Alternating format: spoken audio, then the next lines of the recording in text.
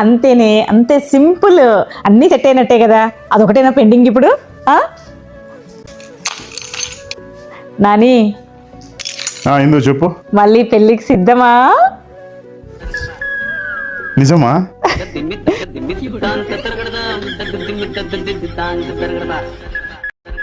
పో పో, మీ ఫ్రెండ్స్ అందరికి చెప్పుకోపో. పోయి చెప్పేస్తా మా ఫ్రెండ్స్ అందరికి. ఇంకో విషయం,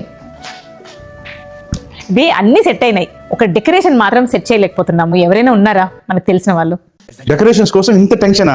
మన అట్లాంటాలో ఈవెంట్స్ కి డెకరేషన్ చేయడానికి చాలా మంది ఉన్నారు, కానీ దేశీ ఈవెంట్ ప్లానర్స్ వాళ్ళు చాలా అఫోర్డబుల్ ప్రైస్ తో మంచిగా చేస్తారు. వాళ్ళ కాంటాక్ట్ అయిపోతుంది ఈ పని. వాళ్ళ డెకరేషన్స్ ఎలా ఉంటాయి చూస్తావా? దేశీ ఈవెంట్ ప్లానర్స్ వాళ్ళ డెకరేషన్ చూస్తుంటే మళ్ళీ ఏదో ఒక ఫంక్షన్ చేసుకోవాలనిపిస్తుంది. మీ ఈవెంట్ లో డెకరేషన్ హైలైట్ అవ్వాలనుకుంటున్నారా? మీ ఈవెంట్ లో ఫోటోలు ట్రెండింగ్ అవ్వాలనుకుంటున్నారా? అయితే ఒకే ఒక పేరు గుర్తుపెట్టుకోండి, Desi event planners. Baby shower, birthday, house warming, పెళ్లి, ఏ ఈవెంట్ అయినా సరే, backdrop, balloon arch, welcome board, flowers, what not అన్ని స్టైలిష్ గా ఉంటాయి.